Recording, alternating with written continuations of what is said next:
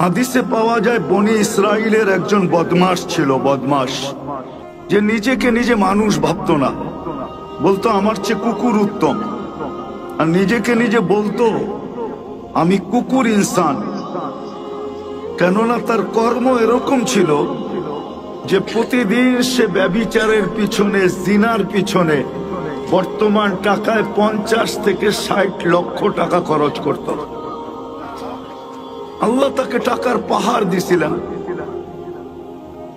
তো একদিন এক মেয়েকে ধরে নিয়ে আসছে, কামরায় ঢুকায়া দিয়া বলছে আমি প্রস্তুতি নিয়ে আসতেছি।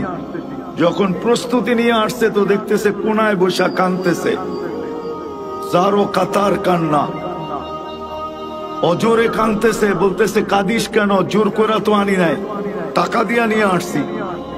তো মেয়েটা বলতেছিল শুন কিফিল, তার নাম কিফিল ছিল, কিফিল, শুন কিফিল, আমি বাজারি মেয়ে না,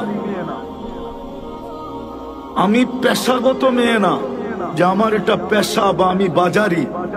আমি কোনো প্রয়োজনের কারণে অপারগ হয়ে তোর হাতে ধরা দিছি। তো বলছে তাইলে কাঁদিস কেন? বলছে এইটাই তোকে শুনাইতে চাইতেছি, কেন কাঁদি?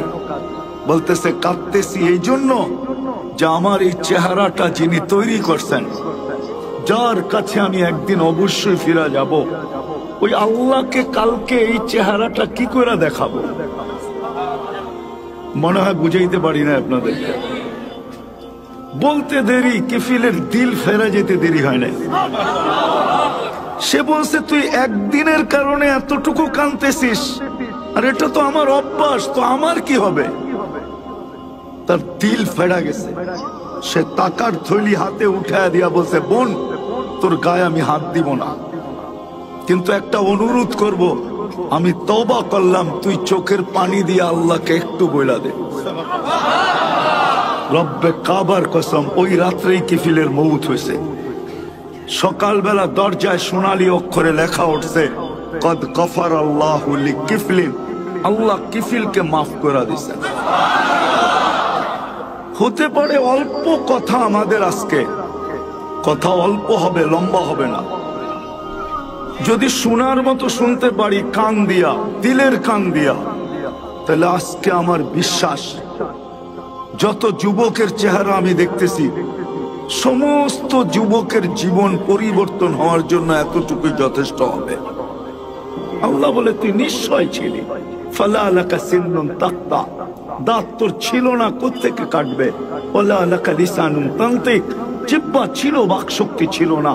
ওয়ালা লাকা উযুনুন তাসমা, কান ছিল, শ্রবণ শক্তির কার্যকারিতা ছিল না। ওয়ালা লাকা আইনুন তানদুর, চক্ষু ছিল, দৃষ্টি শক্তির কার্যকারিতা ছিল না। ওয়ালা লাকা আকলুন তুমাইয়িজ, মগজ ছিল, ভালো মন্দ বুঝার ক্ষমতা ছিল না। ওয়ালা লাকা কলবুন তাতাফাক্কার, দিল ছিল, চিন্তা কি জিনিস তুমি জানতে না।